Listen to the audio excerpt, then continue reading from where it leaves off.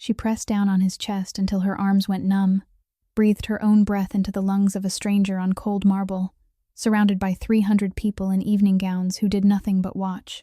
Then she sat in a hospital corridor through the whole long night, still wearing the same navy suit with blood dried at the elbow, afraid to go home, waiting to hear 4 words: "He is still alive." And when he finally opened his eyes, when his gaze found her across the blue glow of the heart monitor, what he held out to her was not gratitude.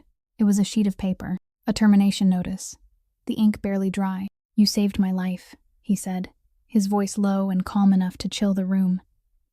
"And that is exactly why I can't sleep." Beside the bed sat an enormous spray of red roses, the card still unopened, something only he understood, and only he knew it was not a gift, but a message from the man who had just tried to kill him.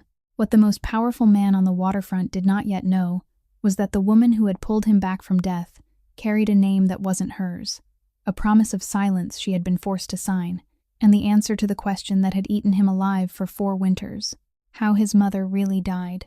Leave a like, share this story with someone you love, tell us what you feel in the comments, and subscribe to our channel to walk this whole journey with us. But none of that had happened yet. A day and a night before that night, when the sky over Dorchester was still a slab of leaden gray refusing to brighten, Maren Sullivan woke as she had awakened through the past 4 winters, without an alarm clock, needing only the heating pipe inside the wall to clatter 3 times before her eyes opened. Her apartment was so small that if she stood in the middle of the room, she could reach both the stove and the bed. She poured the coffee left over from the day before into a pot, lit the burner, and stood waiting for it to warm without once considering making a fresh pot. Because a fresh pot required 3 more spoonfuls of grounds, and 3 spoonfuls a day added up to a figure she had calculated in her head a long time ago. A thick layer of paper covered the refrigerator door. Bills, notices, payment reminders, all of them fastened with strips of yellowing tape and overlapping one another like fish scales. She picked up the newest one, which she had taken from the mailbox the night before, searched for an empty space, and when she couldn't find one, taped it over the notice from the previous month. The figure on the final line remained the same: $9,200 every month. She looked at it for a few seconds, then turned off the stove. She put on the only navy blue suit she owned, the one she had bought at a consignment shop on Dorchester Street for the price of an extra shift, had taken in to have the hems altered twice, and had resold twice. On the Red Line train, she stood holding a hand strap, her eyes closed, and did what she did every morning, silently reciting one list of things she had to remember, and another list of things she had to forget. The second list was always longer. On Tuesday evening, after leaving the 31st floor, she didn't go home.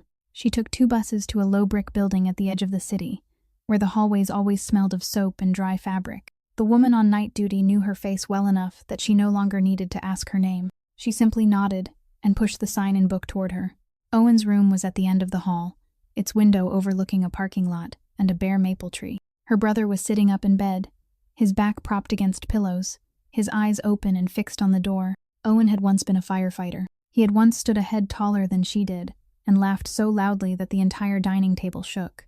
Now he was still a head taller than she was, and he still looked at her the way he always had, ever since the 2 of them had shared a bedroom in their old house in Quincy. The only difference was that he hadn't spoken yet. Yet, she always used that exact word, even inside her own mind.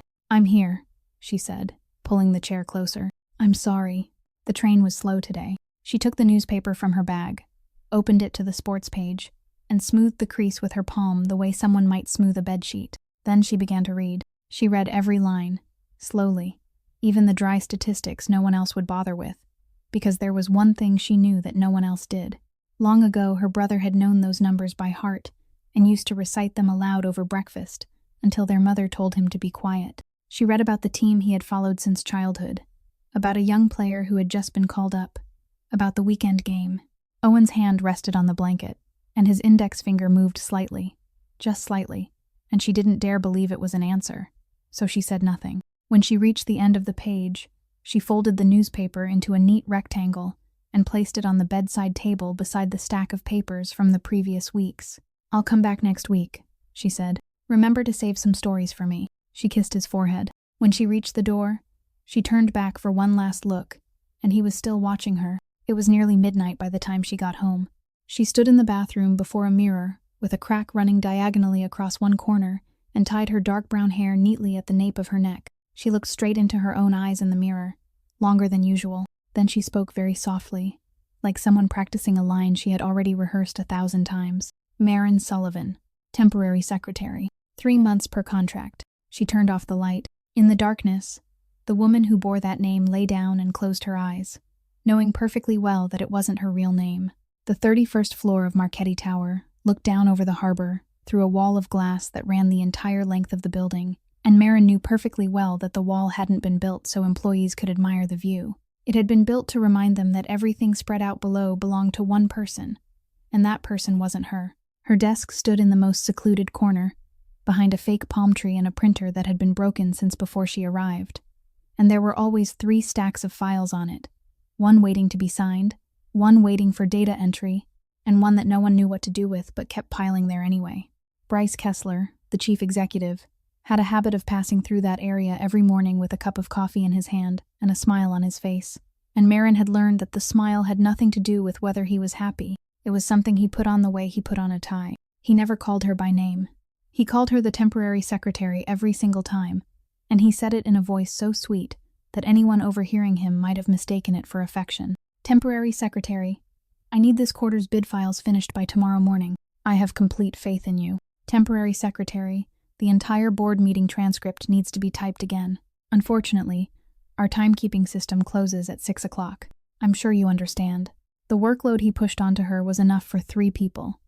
And she did all of it because she needed that 3-month contract extended for another 3 months. And because there was something inside this building she needed to get close to. Something she had traveled a very long way to reach from where she had begun. Every time Kessler passed her desk, his steps slowed slightly, and his eyes lingered on her face a little longer than necessary for a greeting, before he moved on and smiled at the person beside him. Franny Delgado, the head receptionist, once curled her lip and told her that the old man looked at everyone that way. Honey, don't let it bother you, and Maren merely nodded because she still had 2 stacks of files waiting to be entered. It was a humid Thursday, and a contractor named Halstead came to the 31st floor to submit his bid 3 hours after the deadline. He was the kind of man who walked into a room and immediately looked around for the person with the lowest rank so he would know whom to speak to, and he chose her. He set the bid documents down, pushed them across the desk, and when he withdrew his hand, he left a thick brown envelope beneath them, its edges slightly swollen. Young lady, he said, lowering his voice as if he were talking about the weather, everyone knows the file on top gets read first. All you have to do is put this one on top. Simple as that. Then he left. Maren didn't open the envelope until lunchtime, when everyone else on the floor had gone down to the cafeteria, and only the hum of the air conditioner remained. She opened it, counted the money, then counted it again because she didn't trust the first count. There were exactly $9,200 inside. It was the exact figure taped to her refrigerator door. It was exactly enough for Owen to spend 1 more month in the room with the window overlooking the maple tree, where the woman on night duty recognized her face and the blanket didn't smell of medicine. She sat motionless for a long time, her hands resting on either side of the envelope without touching it, and in her mind she saw her brother sitting against his pillows, watching the door and waiting for Tuesday evening. She thought about how all she had to do was lift Halstead's file and place it on top, a movement that would take less than a second. No one would die. No one would know. Then she thought about another night, in another place, when someone else had told himself that it was only one signature and no one would ever know. She stood up. She walked straight into Kessler's office, placed the unopened envelope on his desk, and told him exactly what had happened without adding a single word. Kessler was silent for several seconds. Then he smiled that smile, stood up, opened his office door, called everyone on the floor together, held up the envelope, and said, This is what we need in our employees. I want every one of you to look at this temporary secretary and learn something from her. Integrity isn't a title. Integrity is a choice. Everyone applauded. Franny whistled. Maren stood there with her face burning, not knowing what to do with her hands. The following week, when her paycheck arrived, she discovered that the pay for 2 evenings she had worked until late at night had been deducted, and the reason entered into the system was an unauthorized absence during her lunch break on Thursday. The intern's name was Wesley Pruitt. He was 22 years old, had graduated only a few months earlier, and had a habit of apologizing before he even finished a sentence.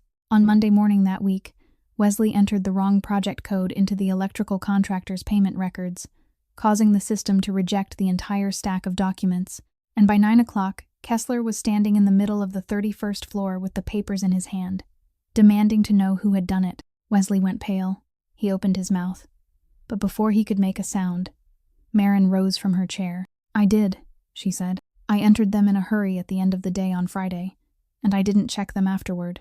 Kessler turned toward her, and he smiled that smile, then said in a voice as sweet as poured syrup that it was such a shame. "Because only last week I held you up as an example to this entire floor. I thought you understood that if you stand before others, you must be just as steady when their backs are turned." He spoke for exactly 3 minutes, long enough for every head in the room to bow, long enough for Marin to hear the air conditioner with perfect clarity. After he left, Wesley hurried after her into the hallway, his face flushed, saying that she hadn't needed to do that, and that he would go confess to Kessler himself. Marin straightened the stack of papers in her hands and said, "You're still on probation, and I work on 3-month contracts. It makes no difference which one of us takes the blame. But remember one thing. From now on, keep a copy of everything you do, even the things you think no one would ever bother looking at. Entry and exit logs, shift handover forms, supply requisitions, everything."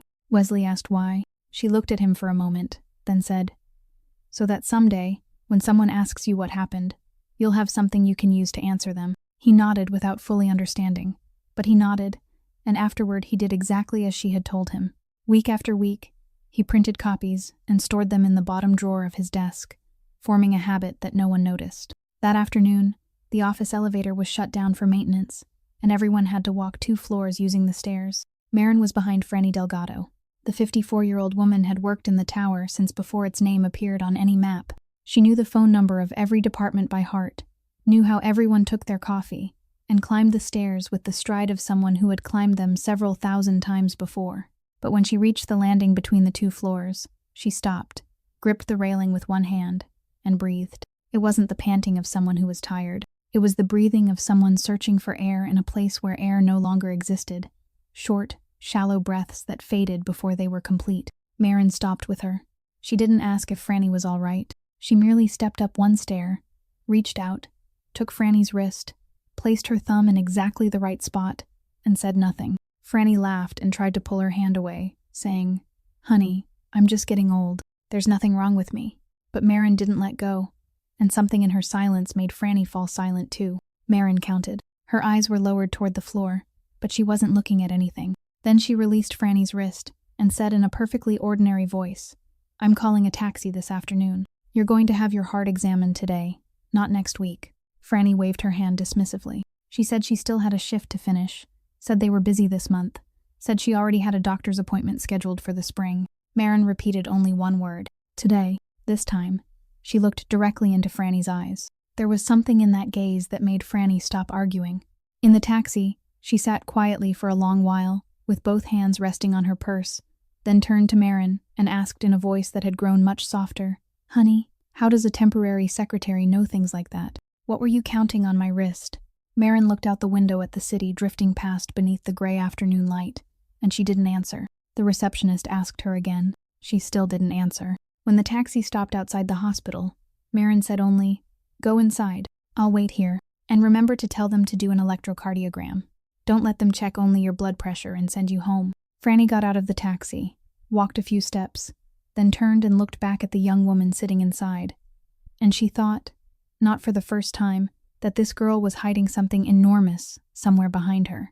That same evening, about a 20-minute drive north of Marchetti Tower, beneath an old restaurant in the North End, there was a room whose existence was unknown to every diner above. It could be reached by descending a narrow staircase behind the kitchen, passing a row of wine racks, and opening a thick wooden door without a sign.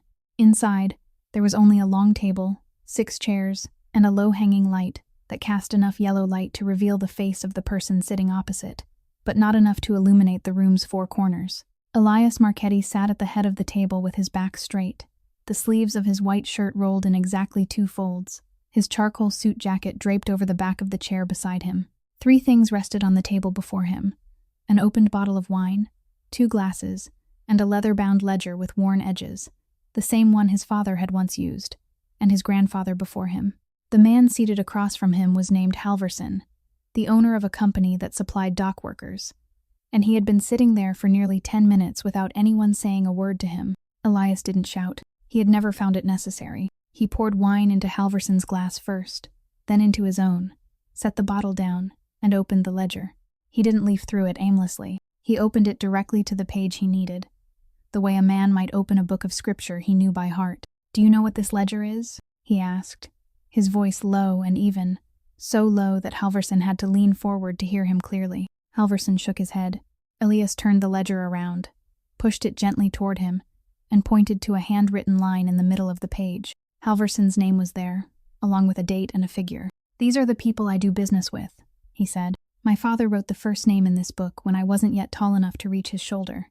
Anyone whose name is in here has work at Dock 9 every winter. Their children have money for school, and their wives don't have to call me in the middle of the night." He paused and took a small sip of wine. 40 dock workers have worked for you over the past 3 weeks, he continued. 3 weeks, in weather like this, out in the container yard. This morning, 7 of them were waiting outside the gate of your company before daylight, and no one opened the door for them. One of those men is named Ed Tarkington. I know him. He's been unloading cargo at this harbor since I was delivering wine for a living. His wife needs dialysis. Halverson began speaking quickly, saying that the money hadn't come in yet, that the developer was late releasing the funds, that it would only be another few weeks. Elias raised one finger. Only one. Halverson fell silent at once. "I didn't ask why," Elias said. "I'm only explaining how this ledger works. Being in here is a good thing, Mr. Halvorson. If someone's name is in my book, I take care of them." He closed the ledger, rested his hand on the leather cover, and looked directly into the man's eyes. "It's the person whose name is removed from this book who finds himself in trouble. Not because I do anything to him, but because from that day forward, no one at this harbor will remember that he exists. No contracts, no permits, no container trucks stopping at his yard, and not a single person answering his calls." He stopped. The only sound in the room was water moving through a pipe somewhere above the ceiling. "Tomorrow morning," Elias said, "those 40 men will be paid in full, not a penny less, and they'll receive the additional pay for 3 weeks of working outside in the cold that you should have given them from the beginning. The choice is yours. Your name stays in this ledger, or it gets crossed out." Halverson reached for his wineglass. His hand trembled so badly that before he could lift it from the table, the wine spilled over the rim, spreading into a dark red stain across the wood, and he left it there, too afraid to wipe it away. Elias stood, slipped his suit jacket over his shoulders, and tucked the ledger beneath his arm. When he reached the door, he stopped without turning around. "Mr. Tarkington takes his coffee without sugar," he said. "Tomorrow morning, make sure you put the money directly into his hand." On Saturday evening, the 42nd floor of Marchetti Tower was cleared and transformed into a ballroom, and the entire glass wall became a black curtain against which the city stood in silhouette. 300 guests in evening gowns and black suits gathered in clusters beneath crystal chandeliers hanging from the ceiling like drops of water frozen in midair. It was the annual fundraising gala for the Marchetti Foundation, and everyone knew that no one had come for the foundation. They had come to be seen, and to see him. When the double doors at the far end of the room opened, and Elias Marchetti walked in, no one announced him. The music didn't change. Nothing happened at all, and yet the conversations in the room fell silent on their own, with each step he took. Then all 300 people rose almost at once, as if someone had pulled an invisible cord connecting every one of them. He wore a charcoal 3-piece suit, and carried nothing on him except his father's signet ring, and he walked through the center of the room, without shaking anyone's hand first, merely giving a slight nod to the left, then another to the right, and each nod lit up someone's face for the rest of the evening. Corrado Belandi approached from the other side of the ballroom, with his arms spread wide and a broad smile on his face. A 63-year-old man with silver hair combed smooth, a man before whom half the guests in the room would have lowered their heads in greeting. The two men shook hands. Their grip lasted longer than necessary. "You're late," Belandi said, his voice warm, as though he were speaking to his own grandson. "Young people are so busy these days." Elias smiled. "I stopped by Dock 9, he said. "I wanted to inspect the fence again. The wind is strong this season, and something keeps finding its way into my yard at night." Belandi laughed loudly, clapped him on the shoulder, then said that his vineyard in Ipswich had produced an unusually abundant harvest that year. The soil there had suddenly become remarkably fertile, and he was considering expanding a few more acres to the east. Elias lifted a glass of water from a passing tray, but he didn't drink. He only held it. "The land to the east belongs to someone else," he said. If you plant beyond your boundary, the roots will spread past the fence. Grapevine roots are greedy, you know. They take all the water from the neighboring rows, and then the vines there die without anyone understanding why. Belandi nodded thoughtfully, though his eyes were still smiling. Roots that grow too greedy get cut, my boy, he said. The roots are cut, and the vine survives. Elias set the glass of water on a nearby table without taking a single sip. Some vines survive, he replied. Others don't. Then he nodded in farewell and walked on. And the conversation ended there, without any of the 300 people standing around them understanding that they had just witnessed a declaration of war. Half an hour later, in the southern corner of the room, 2 attorneys and the director of a New York investment fund surrounded him with a set of documents concerning 7 acres of land along the water at the southern edge of the harbor, which they wanted to transform into 3 luxury apartment towers. The figure they offered was high enough to make people standing nearby turn their heads. Elias listened to everything. He didn't interrupt them once. When they finished, he looked down at the site plan spread across the table, where 2 rows of old warehouses had been shaded gray and marked for demolition, and he said only 4 words. There are people there. Then he pushed the documents back toward them, and no one dared ask another question. It was as he turned away from that table that he saw her. A woman stood in the western corner of the room, in the most secluded spot near the service exit, wearing a navy blue suit that wasn't evening attire, a stack of files and a pen held against her chest, her dark brown hair tied low at the nape of her neck. She wasn't watching the guests. She was looking toward the row of wine tables, and she watched them in the manner of someone counting something, not admiring it. Elias knew exactly who had been permitted on that floor that night, and she wasn't among them. He stopped for precisely half a breath. He committed her face to memory, along with the way she pressed her thumb against her own wrist, and he said nothing to anyone. Then he turned away, and a server carrying a tray of wine approached from behind him. Marin was counting the trays remaining on the service table when she saw it. Elias Marchetti stood about 20 paces away, listening to a man speak, holding the glass of wine he had just been handed. He took a sip. Then he raised a hand to his collar. It wasn't the gesture of someone adjusting his tie. It was the gesture of someone pulling at his collar because it had suddenly grown too tight. He blinked. One eyelid closed more slowly than the other. Marin set the files down on the table. She moved. She walked straight between 2 groups of guests, past a waiter, and she had covered half the distance when the crystal glass fell from Elias's hand. The sound of it shattering exploded through the music. He dropped onto one knee. Then he fell backward onto the stone floor. 300 people stood frozen. Someone screamed. The music continued for several beats before it finally stopped. 2 men in black suits stepped in front of Marin, shoulder to shoulder, forming a wall. She didn't stop. She said exactly 1 sentence. I'm a doctor. Move. The 2 men moved aside. She dropped to her knees beside him. The cold of the stone pierced through the fabric of her clothes. She tilted his head and checked his mouth. She pressed her ear to his chest, her eyes fixed on his abdomen. Nothing. She placed 2 fingers against his neck and counted.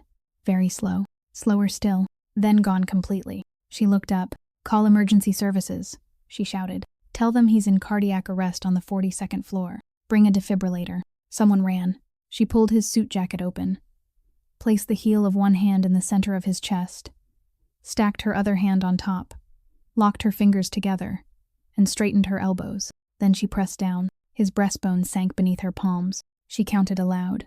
She compressed his chest to the rhythm of an old song they had taught her during her first year in the emergency room. And she didn't think about the song at all. Her hands remembered it on their own. 30 compressions. She tilted his chin upward, pinched his nose closed, and gave him 2 breaths. His chest rose. She began compressions again. She pressed, counted, breathed, pressed. Belandi stood a few steps away, his wineglass still in his hand, motionless. Kessler pushed through the crowd, his face deathly pale, his mouth stammering Elias's name. Emmett Doyle knelt on the other side and asked what she needed. Hold his head, she said without looking up. Don't let anyone interfere with the chest compressions. Someone brought a towel. Someone brought water. She didn't need a towel. She didn't need water. She needed something this building didn't have. Sweat ran down her temples. Her arms began to burn from her shoulders to her elbows. Then the burning stopped. Then they went numb. She didn't stop. She continued until she could no longer feel either arm, until she couldn't tell whether she was pressing hard or gently, knowing only that she mustn't stop. The sound of wheels rolling across stone reached her. The elevator doors opened. The emergency team rushed in, 3 people pulling a stretcher and an equipment bag behind them. The first responder dropped to his knees beside her, electrode pads already in his hands, and said, All right, step back. We're taking over. Prepare to defibrillate. Marin didn't move back. She continued the compressions and spoke in a hoarse voice. It's not a heart attack. The man looked up at her. She continued, forcing out each word in time with every compression. Listen to me. He didn't have chest pain before he fell. No sweating, no vomiting, no numbness in his left arm. His pulse slowed and disappeared. It wasn't irregular. One eyelid drooped before he fell. This isn't his heart. There was something in his whine. The man hesitated for half a second. That half second lasted an entire night. Who are you? He asked. Marin looked directly into his eyes. I'm the person who has kept him alive until now, she said. The broken wine glass is over there on the floor. The pieces are still intact. Collect them. Take them to the hospital with the patient. Request a toxicology screen as soon as he arrives. Don't wait for the cardiac enzyme results. If you wait, it'll be too late. Put in your report that I requested it. By the time she finished, she had almost no breath left. The man nodded. He turned to his colleague and ordered him to collect the pieces of glass. Then 2 gloved hands settled on Marin's shoulders and pulled her away. She collapsed onto the floor, both arms hanging uselessly at her sides, unable to lift them. She watched them attach the electrode pads, watched the small monitor come to life, watched the first responder call for everyone to stand clear. One shock. The line on the screen jumped, then went flat again. Another shock. Then she saw it. One beat, then another, then a series of them. The emergency team lifted him onto the stretcher and ran. The elevator doors closed. 300 people remained standing motionless in the ballroom, amid the fragments of crystal scattered across the floor, while a woman in a navy blue suit sat on the stone with a long tear along her left elbow that she couldn't remember getting. Franny Delgado made her way through the crowd, knelt beside her, and asked, "Honey, are you all right?" Marin didn't answer. She was looking down at her hands, the 2 hands that had just done the very thing they had been forbidden to do for the past 4 winters. Marin took the paper. She didn't read it. She looked at the man in the bed, at the IV inserted into the back of his hand, at the monitor behind his head tracing over and over the line she herself had pulled back from flatness, and she asked him exactly one question. If I had stood still in the corner of that room last night, where would you be now? Elias didn't answer. He looked at her for a long time, then said in the same low voice, "Some people come close to me for money. I pay them, and they leave. Some people come close to me because they're afraid. I let them be afraid. But I don't yet know why you came near me, and until I do, I won't allow you to remain in my building." The door opened. 2 hospital security guards entered with a woman from Human Resources, who was carrying a brown cardboard box. Inside were the things that had been on Marin's desk on the 31st floor. A ceramic mug with a chipped handle, a box of staples, a gray-covered notebook, and the ballpoint pen she always tucked behind her ear. The woman said that procedure required Marin to return her access badge, and Marin removed it from her collar and placed it in the woman's palm without the slightest tremor in her fingers. She walked out into the hallway. To her left was the row of plastic chairs where she had sat all night. Her coat was still draped over one of them, and she walked past it without remembering to take it. The hallway floor gleamed beneath white ceiling lights, and the air smelled of antiseptic. One guard walked ahead of her, and the other followed behind. At the turn leading to the elevators, a young nurse pushing a medication cart stopped to let them pass, and she looked at Marin the way people looked at someone being escorted out of an examination room. The elevator descended. No one spoke.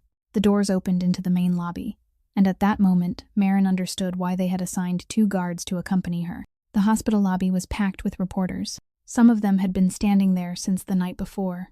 Someone called her name, though she had no idea how they knew it. And then the camera flashes erupted, blinding white, one burst after another. She stood there holding the cardboard box, still wearing the navy blue suit from the previous evening, with a long tear at her left elbow, her hair disheveled and her eyes swollen. Someone thrust a microphone into her face and asked whether she worked for the Belandi family. Someone asked what she had put in the wine. Someone asked why a temporary secretary had been on the 42nd floor. Marin didn't say a single word. She lowered her head and walked straight ahead while the 2 guards parted the crowd for her, and then she stepped outside into the cold, and the glass doors closed behind her. The following morning, that photograph appeared on the front page. They had chosen the exact frame in which she looked up because of the flashing lights, her mouth slightly open, her eyes wide, the cardboard box clutched against her chest as if she were holding something she had just stolen. The headline said that the female employee who caused a disturbance at the Marchetti Gala had been dismissed. There wasn't a single word about the 11 beats she had counted aloud, not one word about the pieces of glass she had told them to collect. On the Red Line train, A man sitting across from her opened the newspaper, read it, looked up at her, looked back down at the photograph, then folded the paper and moved to another car. Maren reached her apartment in Dorchester after the sky had fully brightened. She set the cardboard box on the floor beside the door without opening it. She took off her shoes and arranged them neatly. She walked into the kitchen, looked at the refrigerator door covered in papers, and stood there for nearly half a minute. Then she went into the bathroom, closed the door, and locked it. She turned on the water as far as it would go, both the sink faucet and the shower, until the sound of water striking the tile drowned out everything else. Then she sat down on the floor with her back against the door and wrapped both arms around her knees. In the apartment next door, children were running, and someone switched on the morning radio. In here, there was only the sound of water. She sat that way for a very long time. No one saw her. No one heard her. When she finally stood and turned off the faucets, the mirror was completely clouded with steam. She didn't wipe it away. She merely stood there looking at her blurred reflection, then washed her face, tied back her hair, and went outside. She hadn't gone outside to look for work. She had gone to buy another newspaper, the second one that morning, then returned home, locked the door, drew the curtains, and knelt in front of the wooden cabinet against the wall. The bottom drawer was stuck. It was always stuck, and she had to pull twice before it opened. There were no clothes inside. There was an old cardboard shoebox with tape sealing all four corners. She placed it on the bed and opened it. On top was a thick file in a blue plastic cover, and on the first page was a line printed in bold that she had read so many times she no longer needed to look at it to know it by heart. Massachusetts Board of Medicine Proceedings. Decision to revoke medical license. Beneath it was a name. It wasn't Maren Sullivan. Sullivan was her mother's maiden name. The name printed on that page was the one she had carried throughout the first 24 years of her life, the name that had appeared on her white coat, on the duty roster, and on the small brass plaque her father had bought for her on the day she graduated. Doctor. Emergency Department. East Boston General Hospital. Beneath the file was another sheet of paper, printed on only one side, and this was the one that bound her most tightly. Settlement and Confidentiality Agreement. Party A shall not disclose to any third party the contents of the file, the patient's identity, or any information related to the incident, in any form, whether verbal or written. Any breach of this provision shall result in the forfeiture of the full settlement payment received and civil liability to Party B. Her signature was at the bottom of the page. The handwriting trembled, the ink dark. Signed during the week when her father was in the hospital. Her brother had just been transferred to a rehabilitation center, and she didn't have a single dollar left in her bank account. She had signed it. That was the thing she couldn't forgive herself for. At the very bottom of the box was a stack of letters. Drafts, every one of them, because she had mailed all the originals. She had written the first one during the week after the woman's funeral, before her suspension had become permanent. She had written it by hand, 4 pages, and sent it to the home address listed in the patient's file. There had been no reply. She wrote the second letter in the spring and sent it to the headquarters of the Marchetti Corporation, marking the envelope, "Personal Correspondence for Mr. Elias Marchetti." There had been no reply. She sent the third by certified mail and kept the delivery receipt, which stated that someone at the reception desk had signed for it with an illegible scrawl. There had been no reply. She sent a 4th letter, a 5th, a 7th, and a 10th. She called, and the switchboard transferred her to public relations. Public relations told her that Mr.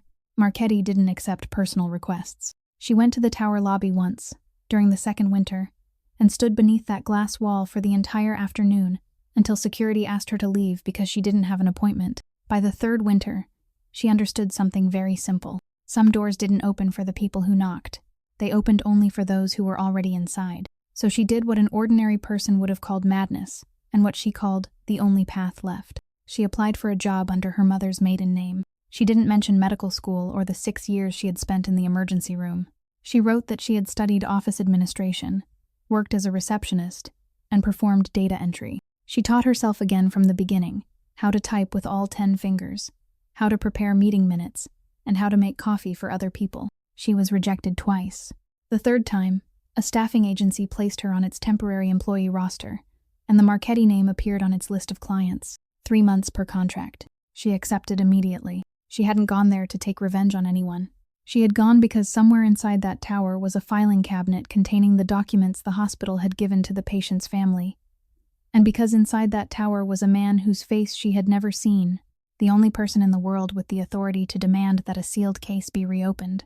She only needed to stand close enough to say one sentence to him. She had stood close enough the night before last, close enough to place both hands on his chest. And now she sat on the bed in her Dorchester apartment, holding the paper bearing her own signature, and understood that the man had suspected her from the very first second. He had been right to suspect her. He had merely suspected her for the wrong reason. The security room was on the second basement level of the tower. It had no windows, only a wall covered with monitors and the smell of machinery running day and night. Elias sat before the control panel with a bandage still covering the place on his hand where the IV had been removed, and he watched the footage for the fourth time. On the screen, the ballroom on the 42nd floor glowed white, 300 figures moving slowly, and in the right corner stood Elias himself, listening to a man speak. Kessler stood behind his chair with his hands clasped in front of his stomach. "Slow it down," Elias said. The technician moved the slider. Elias raised a hand. "Stop." On the screen, the woman in the navy blue suit in the western corner of the room had just placed her files on the table. Her left foot had already stepped forward. Elias was still standing, the wineglass still steady in his hand. He hadn't staggered. He hadn't leaned to either side. "Play it," Elias said. The footage resumed. He raised a hand to his collar. She had already taken 3 steps. The wineglass fell. She had taken 7 steps. He dropped to one knee. She was already halfway across the room. Kessler cleared his throat softly. "You see?" he said, his voice sweet and composed, as though he were presenting a financial report. "She moved first. You were still standing steadily when she left her position. An ordinary person waits until someone falls before running to help. She ran toward you, and only then did you fall. I don't like to think badly of anyone, but some things have only one explanation. She knew what was going to happen." Elias didn't answer. He told the technician to rewind the footage. That same morning, 4 miles to the south, Marin walked through the glass doors of a life insurance company on Congress Street. The interviewer had smiled throughout the first 10 minutes, until she looked closely at Marin's face, and then down at the printed page on her desk, and the smile slowly faded like a dimming light. "We'll be in touch," she said. Elias watched the footage for the 5th time. He didn't watch Marin. This time, he watched the row of wine tables. "Enlarge the upper left corner," he said. The screen split into 4 sections. The technician expanded the frame and isolated the service table where trays had been arranged before being carried into the ballroom. A waiter stood there with his back to the camera, wearing a server's vest, his hair cut high and close. He lifted a glass of wine from the tray, placed it on the table, then took another glass from beneath the counter, and set it in exactly the same place. The entire movement lasted less than 2 breaths. Then he picked up the tray and carried it away. From beginning to end, his face never entered the frame. The stone column on the left concealed almost all of him, and his server's cap hid the rest. Elias told the technician to rewind it, then rewind it again, then once more. "The camera in the service hallway," he said. The technician typed for a while, then hesitated before saying that the camera had lost its signal during that period, and the incident had been recorded as a transmission failure. "Show me the access log for the service entrance," Elias said. Someone brought him a printed report. He read it from beginning to end twice. The list of staff working the event that evening contained 19 names. Every one of them belonged to the catering company the corporation had used for years. Every one of them had swiped in and out at the proper time. There wasn't one person too many, or one person missing. On paper, no stranger had entered the building that night. Elias placed the report on the table and stared at it for a long time. "The service entrance can only be opened from the inside," he said without looking at anyone. That afternoon, Marin walked through the wooden door of a small law office in Somerville, where they needed a part-time data entry secretary. The elderly attorney had read her resume, nodded approvingly, and asked whether she could begin on Monday. Then the young woman at the front desk knocked and placed the morning newspaper on his desk, already open to the front page. He said nothing more. He merely stood and opened the door for her. By evening, Emmett Doyle entered the security room carrying a document case and set it on the table before Elias. "Boss," he said, "I had our people review the Foundation's accounts, just as you ordered. There's something wrong." Elias opened the case. Inside were reconciled expense records from the Marchetti Foundation, payments for the vocational scholarship program, the charity kitchen in Southie, and the fund supporting the families of dock workers. Beside each expenditure was the amount that had actually reached its destination. A discrepancy appeared on nearly every line, consistent and skillfully concealed, never large enough to attract attention in a single quarter. But after several seasons, the total had grown into a figure that made Elias's jaw tighten. Every one of those payments had passed through the same approval signature, Bryce Kessler. Elias closed the document case. He sat motionless for a while. Then, without raising his voice in the slightest, he said, "Bring him up here." Emmett nodded and left, while Elias turned back toward the monitor, frozen on the image of a hand without a face. Kessler didn't come upstairs. When Emmett called down a second time, Kessler's private secretary said that he had gone to the parking garage a few minutes earlier on urgent business, and when Emmett sent someone to check, his car had already left the basement. Elias didn't become angry. He said only, "Follow him, don't stop him, and don't let him know." 2 of his men were in a car within a minute. For the next half hour, the security room was so quiet that they could hear the fan inside the computer tower. Then Emmett's phone vibrated. He raised it to his ear and listened, and Elias watched his expression change. Emmett lowered the phone very slowly. "Boss," he said, "he isn't running. He just walked into the federal building at Post Office Square. He went in on his own. No handcuffs, no escort, no police car with him. He parked across the street, put on his coat, picked up his briefcase, and walked through security as if he were going to work. The guard at the entrance recognized him and nodded in greeting. No one in the room spoke. Elias stood, walked to the wall of monitors, and remained there with his back to them and both hands in his pockets. He didn't ask another question. He didn't tell Emmett to verify the information. He merely stood there, and Emmett understood that the man was calculating the same thing he himself had just realized. A guard at the entrance to a federal building nodded in greeting only to people he had seen many times before. In 20 years at this harbor, Elias Marchetti had never encountered a person he couldn't reach. Everyone had a door. Contractors had account books, police officers had debts, politicians had photographs, and reporters had families with tuition to pay. But beyond those gray stone gates, there was no door at all, and the man who had just passed through them was the same man who had sat beside Elias in every board meeting for the past 4 winters. That evening, a meeting was called before it should have been necessary. 6 men sat around the long table in the room beneath the North End restaurant, men who controlled the different sections of the harbor, men whom Elias's father had placed in their positions. The first to speak was Gil Rooney, who oversaw the northern container yard, a silver-haired man whose voice had been roughened by cigarettes. "Boss," he said, "my phone hasn't stopped ringing for 3 days. People are asking whether Mr. Marchetti was really taken down inside his own house. They're asking whether anyone is still watching Dock 9. The North End is laughing in our faces." Elias sat silently and listened. The second man to speak was Vern Kasperzak, who managed the truck fleet. "And now there's this business in the newspapers," he said. "That temporary secretary. You were right to fire her, boss. But once she was gone, the matter should have ended. Instead, you sent people to examine every one of the Foundation's accounts, every access log, and ask questions everywhere. The employees are whispering. The reporters can smell it. I'm telling you honestly, if we tear the whole house apart over one secretary, what will the other side think when they see it? They'll think we're worried." Rooney nodded. "Let us handle the wineglass," he said. "We know whom to question, but you should stay away from that girl, boss. She's an outsider. She has nothing to do with us." Elias placed both hands on the table. He looked at each man in turn, slowly moving his gaze around the entire table. Then he spoke in the same low voice as always. "You're telling me that someone put something in my wine inside my own house, in the middle of 300 people, and the service entrance can only be opened from the inside." He paused. "That means the person who opened it was already inside. It means he's sitting in this house. He may be sitting at this table." No one spoke. "And yet," Elias continued, "the only thing any of you considers worth worrying about is that I'm asking too many questions." He stood, picked up the leather-bound ledger, and tucked it beneath his arm. When he reached the door, he stopped. "That temporary secretary," he said without turning around.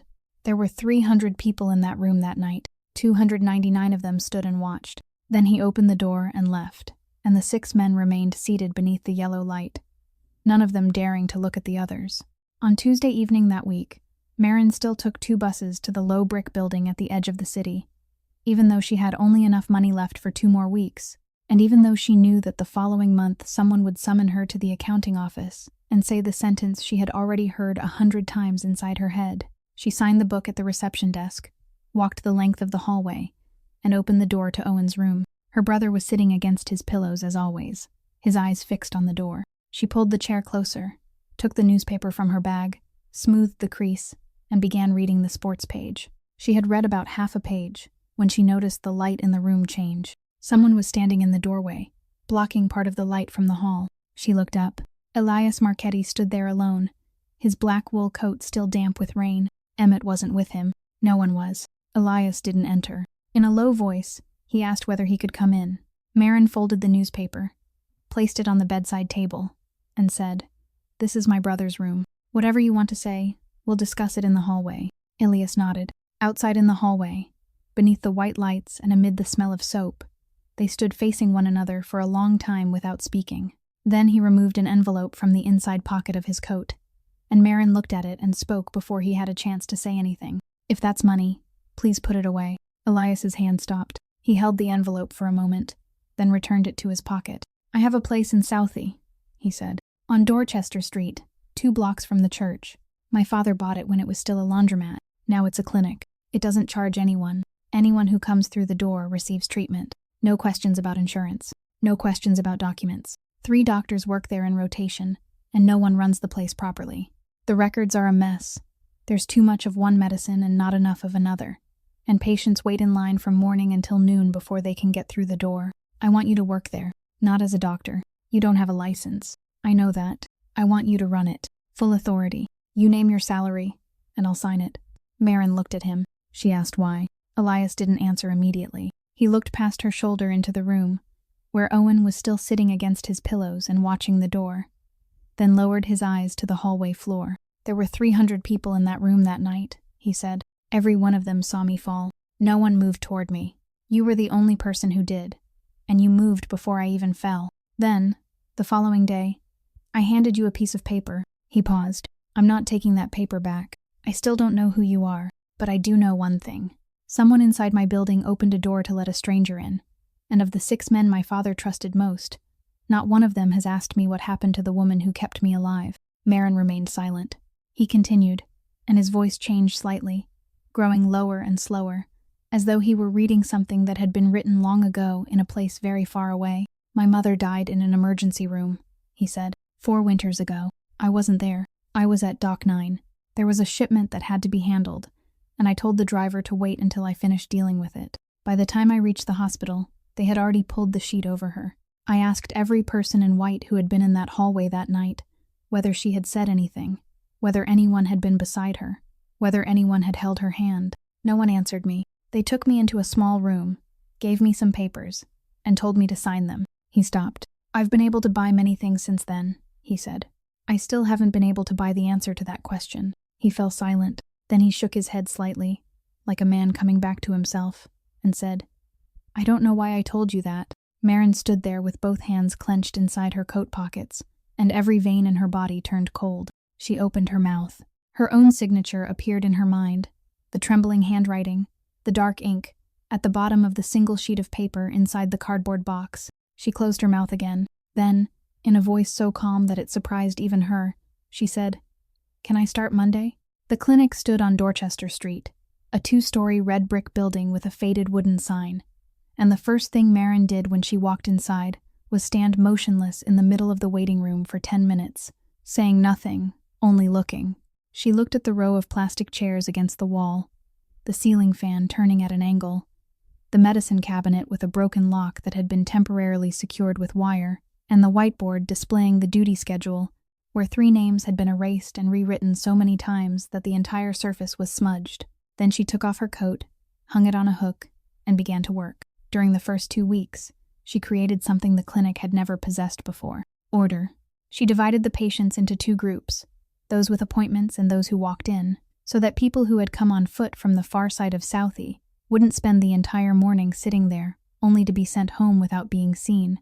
She rebuilt the entire medication inventory, checked every box one by one, and discovered that what they lacked wasn't money, but someone who knew when to place an order. She called a transportation company, whose name she had heard during meetings on the 31st floor, and asked them to make 1 delivery each month. They agreed after she mentioned that the clinic belonged to Mr. Marchetti. She hired another part-time nurse and a young woman to work at the reception desk. She stayed late into the night, preparing payroll, writing reports, and completing an application for permission to extend the clinic's evening hours. And every day, at least once, she stood in that place. A white line had been painted across the floor in the middle of the building, separating the reception area from the treatment area. No one had painted it there to make things difficult for her. It had been there for years, required by the health department to mark the boundary of the clinical area. But to Marin, that line was a wall reaching all the way to the ceiling. She was the executive director. She didn't have a medical license. She was permitted to do everything inside that building, except one thing: touch a patient. She stood on her side of the line with a file in her hands and watched Dr. Hollis, on the other side, place his stethoscope against the back of a coughing man. She knew what he would hear before he heard it. She knew what question he would ask next. She even knew what the crease appearing between his eyebrows meant. She said nothing. She lowered her head and wrote in the logbook. On the first morning, the clinic opened under its new schedule.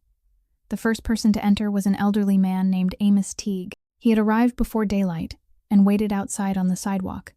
And when the young woman at the reception desk unlocked the door, he didn't enter immediately. He stood on the threshold, removed the knit cap from his head, folded it in half, and held it between both hands before stepping inside. Marin saw the gesture, and her throat tightened. He sat down, placed the cap on his knees, and when she asked where he was hurting, he said, "My right knee has been making noises for a long time, miss.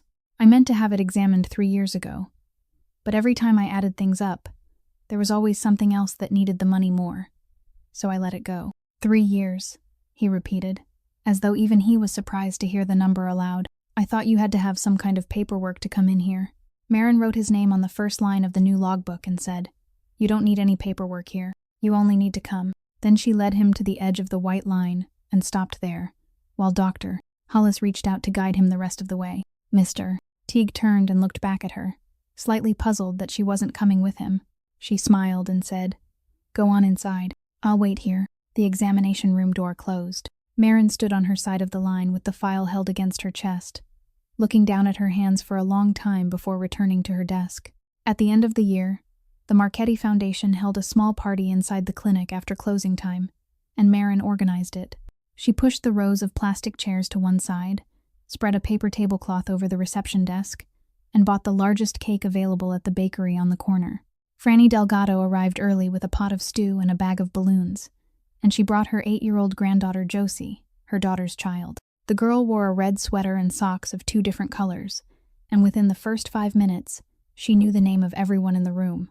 She ran between the 2 rows of chairs with a red balloon tied to her wrist, trailing behind her like a small kite, and every time she completed another lap, she let out a cry that made Dr. Hollis laugh and raise his hands in mock defense. Elias arrived late, after the cake had already been cut.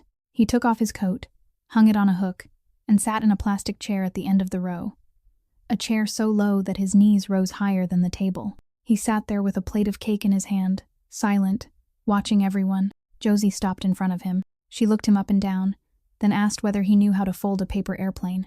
Elias said he didn't. The girl's mouth fell open in disbelief. Then she ran to the printer tray, took 2 blank sheets of paper, returned, sat on the floor directly at his feet, and began teaching him. "Fold it in half, sir," she said. "Now fold both corners into the middle. Not like that. They have to be even." On his first attempt, Elias made 2 wings that leaned sharply to one side. The girl shook her head, snatched the paper from him, smoothed it flat, and handed it back. On his second attempt, the nose of the airplane came out blunt like a box. Josie burst into laughter, and the sound made everyone in the room turn to look. On his third attempt, the tail came apart the moment he released it. The man who, only a few weeks earlier, had made a contractor's hand tremble so badly that he spilled his wine now sat in a plastic chair that was far too low, his head bowed, his brow faintly furrowed, struggling with a sheet of printer paper while an 8-year-old girl defeated him 3 times in a row. "You're terrible at this," Josie said with complete seriousness. "Let me do it for you." She folded an airplane in the blink of an eye and handed it to him. Then she took his hand, raised it, and said, "Throw it, sir. Throw it hard." The airplane flew the entire length of the room, circled once, and landed directly in Franny's pot of stew, and everyone applauded. Marin stood beside the cake table, still holding the plastic knife, and she laughed. It wasn't the polite laugh she had used throughout the past 4 winters. She laughed aloud, laughed until she had to raise the back of her hand to cover her mouth, and when she finally stopped, she realized how long she had forgotten what that feeling was like. Elias looked up and saw her laughing. He said nothing, but he didn't look away immediately. Later, after Franny had taken Josie home and the others were cleaning up, Elias helped Marin put the rows of chairs back in place. They worked in silence for a while. Then, without looking at her, he asked what had happened to her brother. Marin stopped. Then she told him. She told him that Owen had been a firefighter with the company on Broadway, that an old warehouse had caught fire in the Eastern Harbor that night, and he had been the last man to go inside, that the interior ceiling had been weak for years and no one had inspected it, and that ever since that night, he had sat against his pillows watching the door every Tuesday evening, unable to speak. Yet, she said. She went on to explain that the place where he lived was the best facility she had been able to find, and that it cost $9,200 a month, that the insurance had stopped paying during the second winter, and that she taped the bills to her refrigerator because once, when she had put them in a drawer, she had forgotten one, and someone had called to remind her. Since then, she hadn't dared put them away. Now there was no empty space left on the refrigerator door. Elias set down the last chair. He stood there with one hand still resting on its back, and asked which warehouse it had been. Marin gave him the name of the street. Elias said nothing more. He put on his coat, said good night, and left. A thin layer of snow was falling outside. He sat in his car for a long time before starting the engine, and on the seat beside him was the paper airplane the girl had folded, which he had carried outside without even remembering that he had taken it. Elias couldn't find any way to reach Kessler inside the federal building, so he did the only thing left to him. He began moving backward through the man's past. He ordered his people to obtain Kessler's complete personnel file from the day he had joined the corporation, and he read it alone in his office with the door closed. Degrees, letters of recommendation, employment history.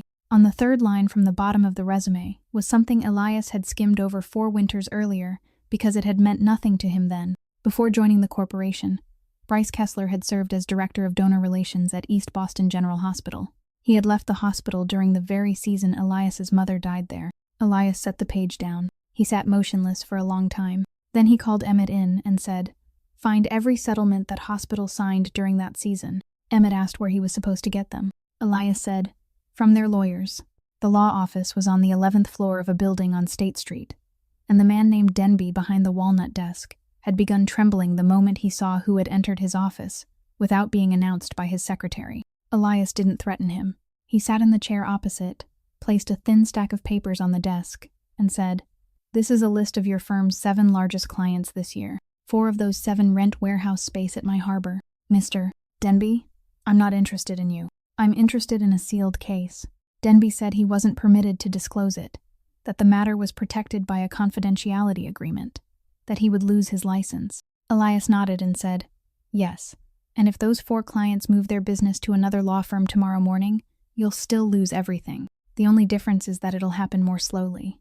Half an hour later, Denby opened his safe and removed a file with a blue cover. He placed it on the desk but didn't push it across. "Listen to me first," he said, and his voice had changed. It no longer trembled. It sounded tired. "I didn't represent the claimant in this case. I represented the hospital. They pressured everyone to sign within a week.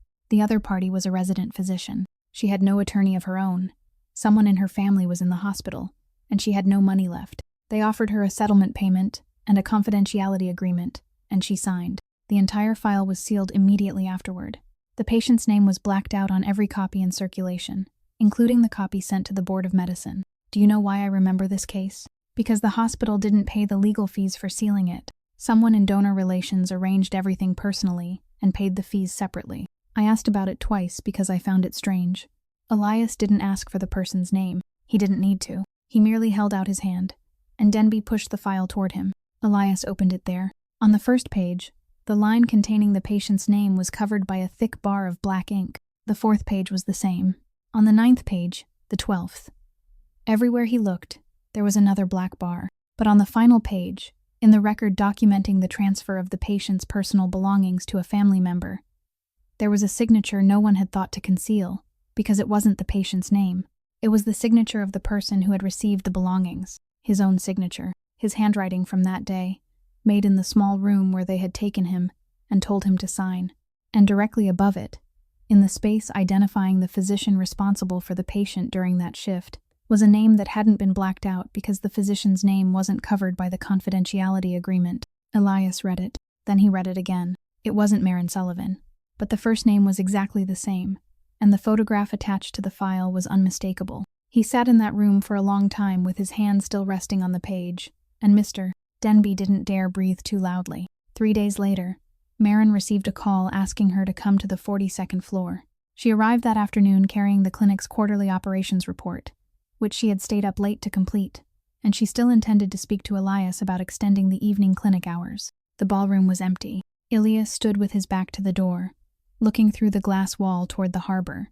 Behind him, a blue-covered file lay open on the long table. He didn't turn around. "You told me you could start Monday," he said. "You also told me you didn't need my money." Then he turned, and there was nothing on his face. No anger, no pain, nothing at all. He spoke in a low, even voice, the calmest voice he had ever used with anyone. "I stood in the hallway of that rehabilitation center and told you that I hadn't been there with my mother. I asked you whether anyone had held her hand. You were standing one step away from me. You looked directly into my eyes, and you asked whether you could start Monday." Marin said nothing. He continued, even more slowly. "You entered this building using your mother's maiden name. You came close to me 4 winters after signing that paper. Now I'm going to ask you one question, and I'll ask it only once. You signed it. You took the money. Is that true or not?" Marin opened her mouth. Her own signature appeared in her mind, the trembling handwriting, the dark ink. She thought about the single sheet of paper in the cardboard box, and the language prohibiting disclosure in any form, whether verbal or written. She thought about Owen sitting against his pillows and watching the door. "It's true," she said. Elias nodded once. He told her that the clinic would remain open, that Dr.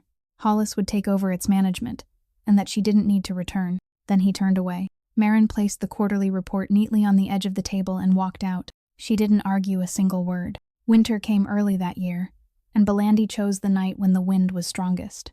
He divided his attack into 2 groups, because he knew exactly how many men Elias Marchetti had, and he knew that no one could be in 2 places at once. The first group went to Dock 9. Emmett Doyle entered the container yard, after darkness had fully fallen, to inspect the final shipment, accompanied by 2 men, and when they reached the middle of the container rows, the floodlights along the eastern line of poles went out. It wasn't a burned bulb. The entire row went dark at once. Emmett stopped. In the darkness between the 2 rows of steel containers, he heard shoes grinding against the concrete. It wasn't 1 pair.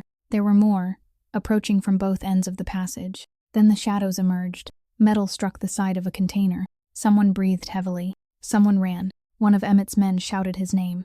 The alarm at the security booth began to howl, its sound stretching across the entire yard. On the other side of the city, 4 miles away, the clinic on Dorchester Street had been closed for hours. Every light was off except the hallway light. There were no patients left inside. The clinic hours had ended that afternoon, and the front door was locked. 3 people remained in the small room on the 2nd floor that was used for storage. Dr. Hollis and the nurse were finishing the inventory of a newly delivered supply of medicine, while Mr. Amos Teague sat in the waiting room on the ground floor, waiting for his son to pick him up.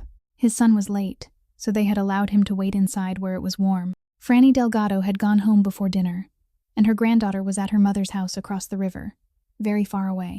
The fire began at the back of the building near the emergency exit, where several empty cardboard boxes had been stacked. It caught quickly and climbed through the stairwell. When Marin received the call, she was sitting in her Dorchester apartment. The caller was the young woman from the reception desk, who had gone home that afternoon. "There's smoke all along the block," she said. "Marin, I think it's our clinic." Marin ran. She lived 7 blocks away, and she didn't wait for a car. When she turned onto the street, she could already see thick black smoke pouring from the 2nd-floor windows and being driven sideways by the wind. Neighbors filled the sidewalk across the street. Fire engine sirens could be heard, but they were still far away. She ran straight to the front door, inserted her key, turned it, and pushed. Heat struck her face. The waiting room was lost in smoke. She couldn't see the rows of plastic chairs, only flickering yellow light spilling down through the stairwell. She lowered herself beneath the smoke and crawled forward. Mr. Teague was sitting on the floor beside the reception desk, his knit cap lying near him. He was coughing in violent fits and couldn't stand. She slipped her arms beneath his and pulled. He was heavier than she was, but the floor was slick, and she managed to drag him a short distance at a time, then another, until someone outside the door reached in and pulled him the rest of the way onto the sidewalk. Someone shouted at her not to go back inside. She turned around and entered a second time. The stairwell was so hot that she had to press her sleeve over her face. At the end of the 2nd-floor hallway, the storage room door was closed. She pounded on it and called Dr. Hollis's name.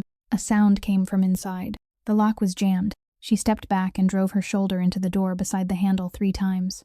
On the 3rd blow, it burst open. The nurse fell toward her, coughing uncontrollably. Dr. Hollis stood behind her, still clutching 2 boxes of medicine, and Marin tore them from his hands, threw them onto the floor, and pulled him out. The 3 of them descended the stairs through the darkness, gripping the burning handrail, with Marin behind the others. At the door, she pushed them outside first, then stepped out herself, and at that instant something shattered upstairs, and a wave of heat surged out behind her. People on the opposite sidewalk cried out. The fire engines arrived, then the ambulances. On the sidewalk beneath the rotating red lights, Marin knelt beside Mr. Teague, turned his head to one side, slipped her fingers into his mouth to check his airway, then lowered her ear to his chest and listened. She counted his breaths. She pulled open his collar, loosened his belt, and rolled him onto his side. Then she turned toward the nurse, who was choking on her coughs, and made her sit upright with her head tilted slightly forward. She told the paramedic who had just run over. The older man inhaled the most smoke. Give him oxygen first. The other 2 are conscious. Treat them afterward. The paramedic nodded and followed her instructions. No one in that crowd knew that the woman with the soot-blackened face kneeling on the sidewalk didn't have a medical license. No one knew that a white line ran across the floor inside the building, the line on whose near side she had stood for months looking toward the other, and that tonight she had crossed it 3 times. But someone recorded what she had done. In the fire department report, under the section for observations at the scene, one line stated that a woman who identified herself as an employee of the facility had performed the initial assessment and treatment of 3 victims before medical personnel reached them. That line would remain undisturbed in the file for a long time. Then one day, it would be read aloud before a board, and the person reading it would ask Marin by what authority she had acted. But that night, she didn't know any of that.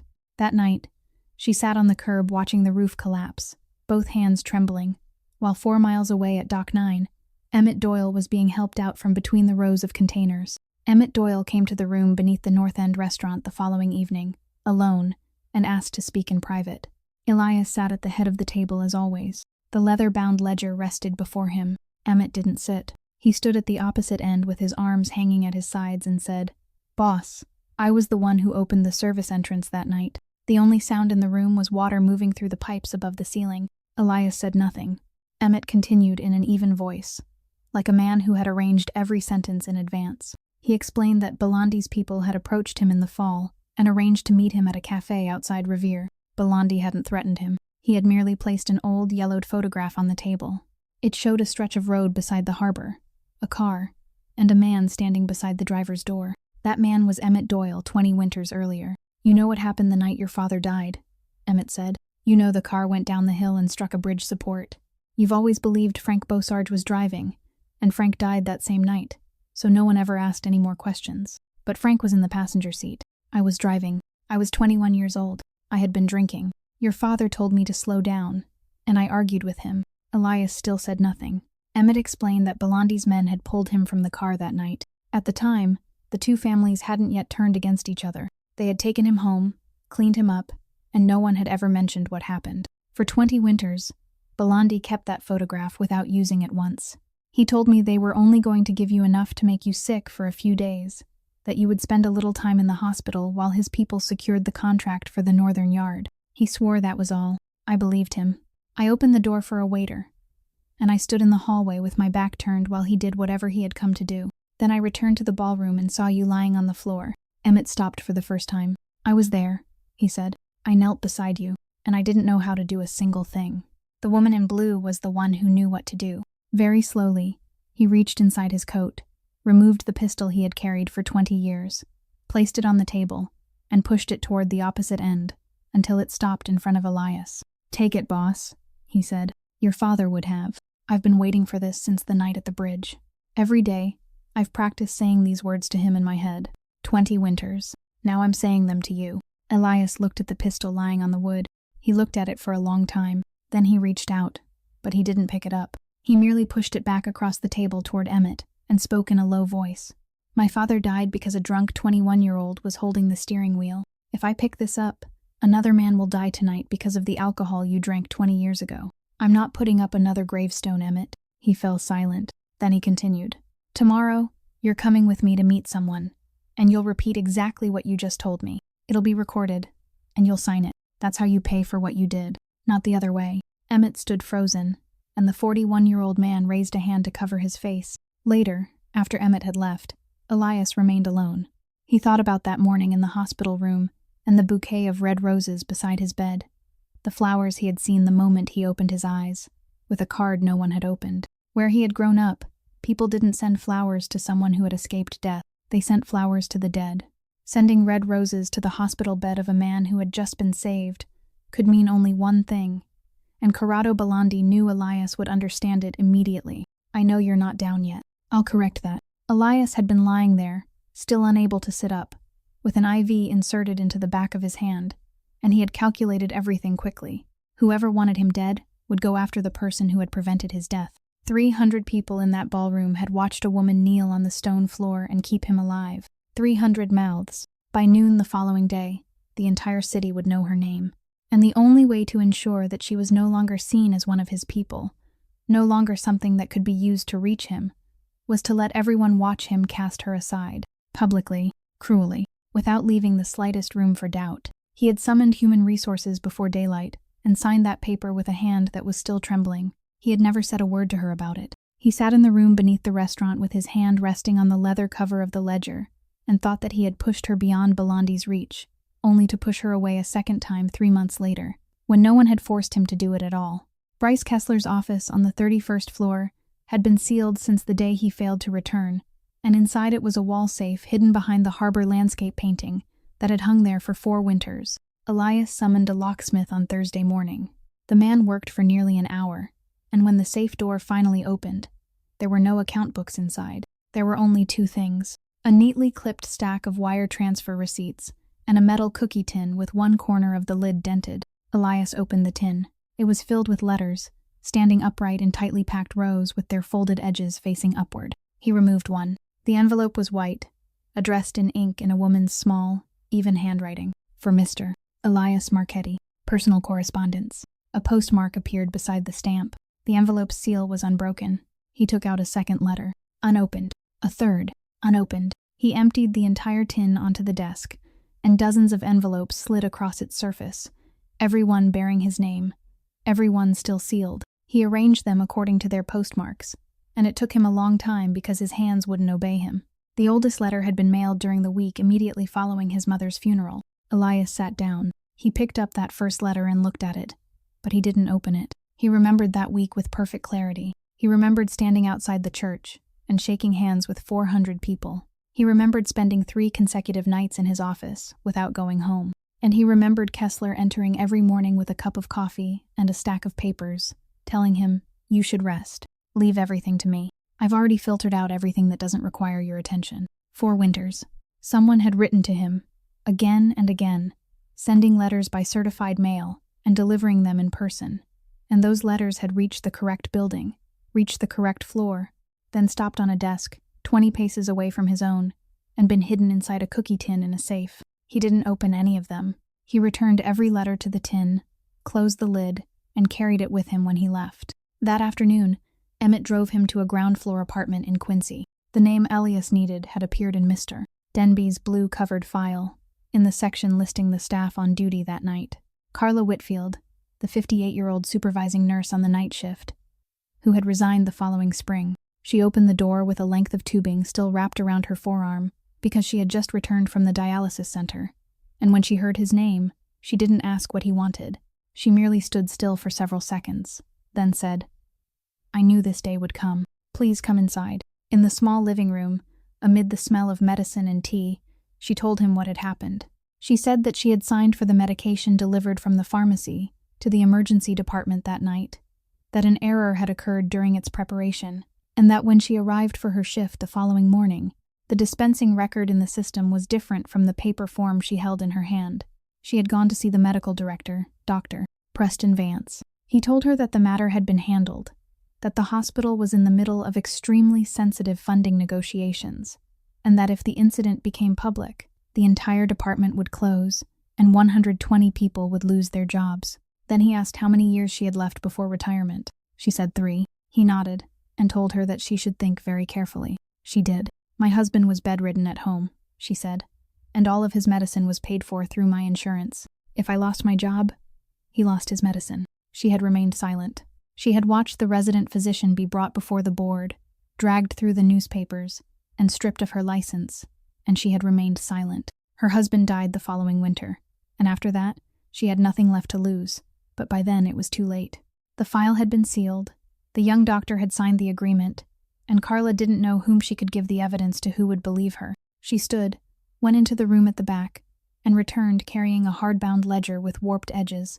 It was the original medication dispensing log from that night, the real one, written by hand, the book she had carried home inside her coat on the morning she realized that the version in the system had been altered. She placed it in Elias's hands. "Read it at home," she said. "Don't read it here." Elias held the ledger and asked her one question. "Was anyone with my mother that night?" Carla Whitfield looked at him, and her eyes filled with tears. "Yes," she said, "but you'll have to ask her about that yourself." Marin came to his house the following evening without warning, and when the gatekeeper called upstairs, Elias told him to let her in. She stood in the middle of the vast living room with its high ceiling and a wall of books no one ever read, and placed a thick bundle of files tied with string on the table. "These are the records from the warehouse fire in the Eastern Harbor District," she said. "The originals. It took me 3 winters to gather them all. There's a structural inspection report that was backdated, a renewal permit issued outside proper procedure, and the name of the company that arranged both of them. That company belonged to your family." Elias didn't move. She continued, "I didn't copy a single page. There's no second set anywhere. I'm giving this to you because I didn't come here to collect a debt from anyone. My brother has been lying there for 4 winters, and I've spent a long time thinking about where to take this. In the end, I understood one thing. If I take it somewhere, all I'll do is put up another gravestone, and my brother still won't be able to speak. What you do with it is up to you." Elias looked at the bundle. In a hoarse voice, he asked, "Why are you giving it to me?" Marin didn't answer. Instead, she asked him another question. "Did the hospital return her belongings?" Elias looked up. At first, he didn't understand. Then he did. He rose and went into the room beyond, and he was gone for a long time, longer than it should have taken to retrieve anything. When he returned, he was holding a clear plastic bag, neatly folded, with the diagonal strip of sealing tape still intact along its edge, and the signature of some nurse written across it. He placed it on the table beside the files. "They gave it to me in the hallway," he said. "I brought it home and put it in my closet, and I haven't opened it once in 4 winters. I open that closet every morning. I see it every day." He sat down. "Could you open it for me?" Marin peeled away the seal. There were 3 things inside: a pair of thin-framed reading glasses, a yellowed patient wristband made of soft plastic, printed with a name and date of birth, and at the very bottom, folded into quarters, a thin sheet of paper. She unfolded it and went completely still. It was a copy of the medication dispensing record from that night's shift, printed during the change of shift, the document that, under standard procedure, would have been clipped to the medical record and given to the family with the discharge papers. No one had thought to take it back. No one had thought about it for 4 winters. It had lain inside a clear plastic bag in this man's closet, fewer than 3 paces from where he slept each night, while she had crossed the entire city searching for it, writing letters, knocking on doors, even changing her name. Marin placed the paper on the table beside the hardbound ledger Carla Whitfield had given him. The 2 matched line for line, and neither matched the document submitted to the medical board. Elias stared at the 2 records lying side by side. Then he asked the question he had asked every person in a white coat in the hallway that night. The question no one had answered in 4 winters. "Was anyone with my mother?" Marin sat in the chair across from him. She told him that his mother had been brought in before dawn, that she had remained conscious through the first half of it, that she had asked what time it was, and told them not to call her son yet, because he had business at the harbor. Marin said that she had held her hand. "She held on very tightly," she said. "Her hand was cold, but she held on so tightly. She asked my name. I told her my name, my real name, and she repeated it once so she would remember. Then she said, 'Miss, if I don't get to see him in time, would you tell him something for me?'" Marin stopped. Then she continued slowly, 1 word at a time. She said, "Tell my boy that I'm not angry with him for not coming tonight. I've never been angry with him. Tell him not to hold on to that harbor so tightly. He still needs his hands for other things. And tell him that he isn't his father. He has no obligation to become his father." There wasn't a sound in the room. Marin said she had written those words on the back of a piece of paper in the pocket of her white coat immediately afterward, because she was afraid she might forget them, and she had intended to tell him the next day. But by the following day, his mother was gone, and by noon, Marin had been suspended and forbidden from going near the family waiting area. "Then they gave me the agreement," she said. It stated that I couldn't disclose a patient's identity to any third party, in any form, spoken or written. I signed it. For 4 winters, I've carried those words inside me, and I didn't know who her son was. I only knew he was the man who signed for her belongings on the last page, and I couldn't make out the name in the signature. Not until the night you stood in the hallway at the rehabilitation center and told me that you hadn't been there. Elias sat motionless.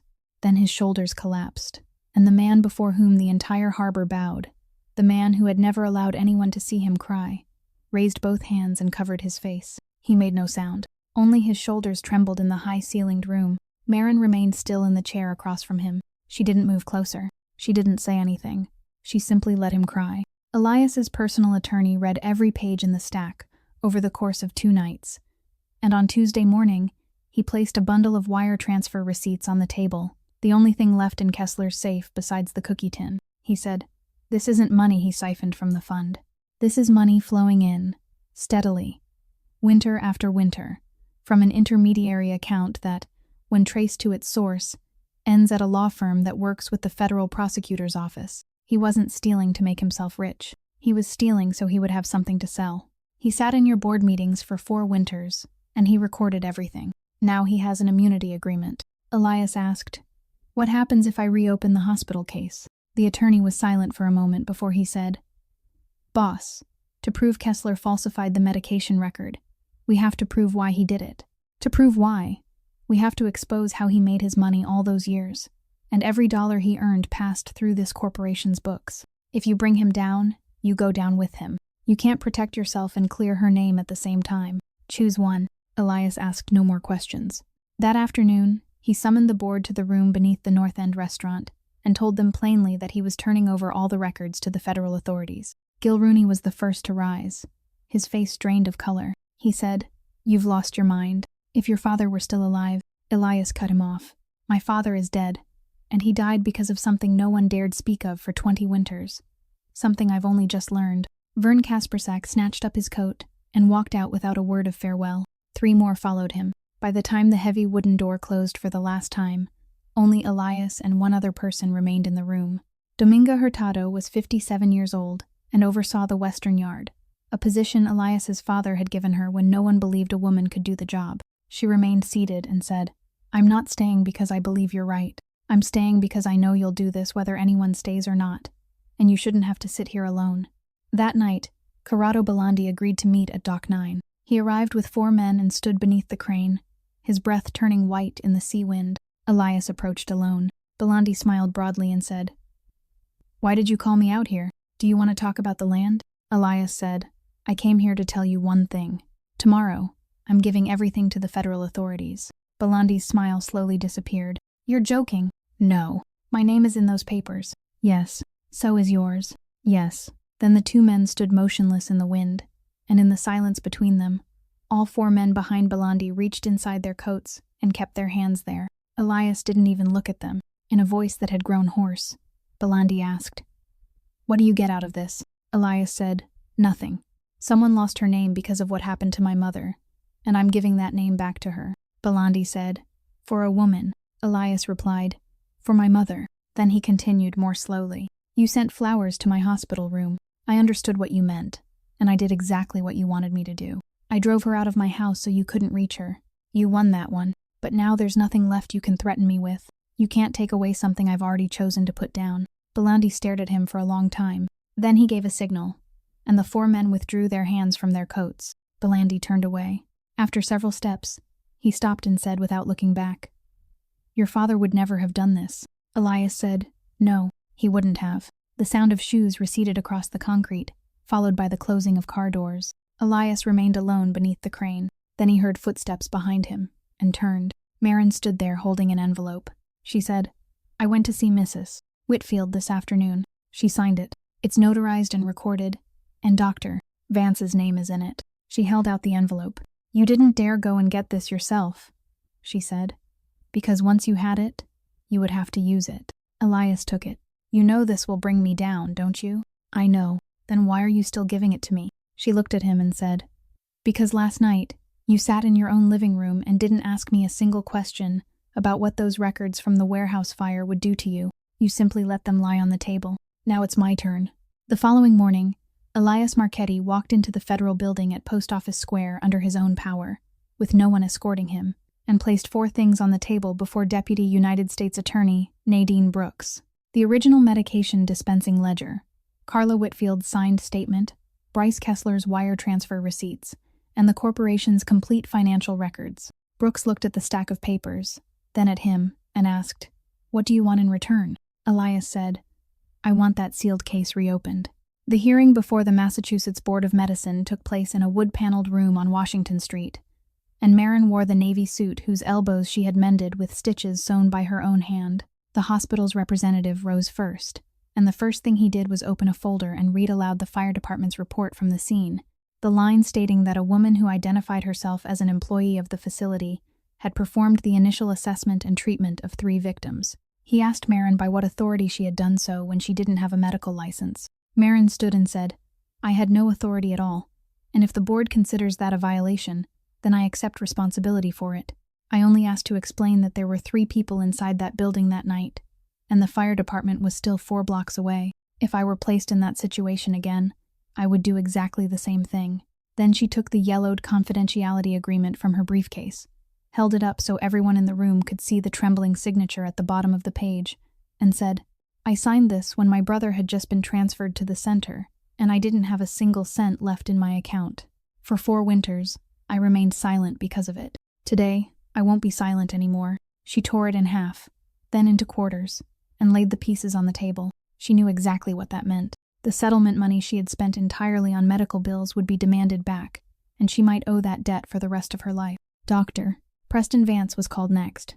He sat in the witness chair with the face of a man who had barely slept in weeks, and when Carla Whitfield's handwritten medication dispensing ledger and the copy of the medication record taken from the sealed bag were placed before him, he looked at both documents, removed his glasses, and said, "I wish to amend my entire testimony."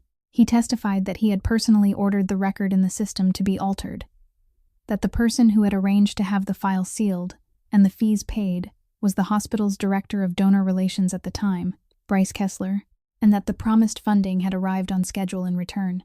Preston Vance's medical license was permanently revoked 3 weeks later. His testimony, together with the wire transfer receipts Elias had surrendered, destroyed Bryce Kessler's immunity agreement because that agreement protected him only for the crimes he had disclosed, and he had never disclosed an altered medication record or a woman's death. He was charged with falsifying medical records and accepting bribes, and he was tried as part of the larger case bearing Corrado Belandi's name on its first page. Franny Delgado was called as a character witness. She stood there with one hand pressed to her chest and told the board about an afternoon when the elevator had broken down, about a hand that had closed around her wrist on the stairwell landing, and she said, "Ladies and gentlemen, if that girl hadn't made me go to the doctor that day, I wouldn't be standing here now. Are you really going to take away the license of someone like her?" The board voted at the end of spring. Marin's medical license was reinstated, accompanied by a ruling that stated clearly that she had never been at fault during that night's shift. Her true name was printed again on clean white paper, the exact name her mother had given her. Emmett Doyle testified before the federal authorities exactly as he had promised and received a sentence he didn't appeal. Before entering prison, he asked to see Elias one last time so he could thank him for not picking up the gun. Gil Rooney and Vern Kasperzak were indicted in the same case. Dominga Hurtado was the only one who remained, and she kept Dock 9, converted the entire operation into a legitimate business, and preserved the jobs of 40 dock workers. The warehouse fire records were turned over to investigators, and the compensation reached Owen that summer. It was enough to move him to a better center, with a private therapy room and a window overlooking the garden. One Tuesday evening that fall, Marin sat beside his bed and read the sports section aloud as she always did, and when she reached the name of the team he had followed since childhood, a rough, hoarse sound came from him. It wasn't a word, it was only a sound, but it was the first sound he had made in 4 winters, and Marin let the newspaper fall and wrapped her arms around her brother as she wept. Elias received a prison sentence after cooperating fully and surrendering nearly everything his family had ever owned. Before leaving, he went down to the room beneath the North End restaurant, placed the leather-bound ledger on the table, and burned it. He stood watching until the final page had been consumed, and he thought of the message his mother had left him, that he wasn't his father, and had no obligation to become his father. Marin waited. She wrote to him every week, and this time, Every letter reached its destination. One spring after his release, the clinic on Dorchester Street reopened inside a building reconstructed from its foundations, and the new wooden sign bore one name, the Rosalind Marchetti Community Clinic. Inside, Dr. Hollis stood in the examination area, and this time Marin stood beside him on the other side of the white painted line, wearing a white coat embroidered with her true name. Mr. Amos Teague arrived early, and once again removed his hat before entering, while Franny Delgado brought a pot of stew exactly as she had before. Josie ran between the 2 rows of chairs carrying a basket of flowers, scattering petals as she went and filling the entire room with her laughter. When she saw Elias, she cried out happily and ran to give him a blank sheet of paper. "Fold it," she told him. "I'll teach you again." This time, he folded it correctly on his first attempt. Their wedding took place in that very room. There weren't 300 guests in evening clothes, only the people who had walked beside them through 4 winters.